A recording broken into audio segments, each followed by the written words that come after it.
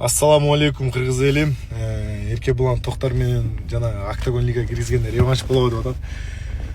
Достор, мен ойлойм, Эрке булан 100% ММАдан чыкпайт. Неге дегенде башында да айткам.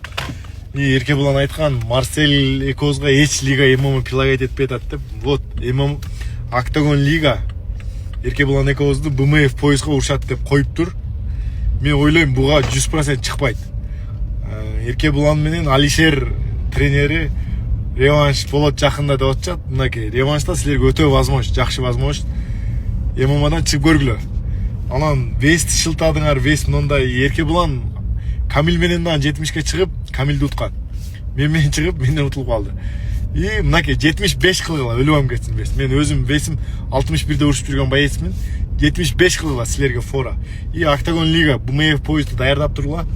Иншалла скоро. Достор, анан айта кетчү нерсе, БМФ деген поезд кандай поезд дегендерге спорт түшүнбөгөндөр деле болушу мүмкүн.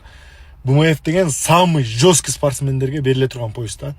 И бул поезд азыркы учурда Эрке буланда турат. Конечно, Эрке булан түшүнсө болот. Неге дегенде Нурайдин деген агасы бар. Жакшы мындай карап, боецтерди карап, Иран жанагындай индустарды алып келип, БМФти алдырып кармап турат. Неге дегенде андай возможность бизде деле болсо, биз деле ошондой кылсак керек эле негизичи.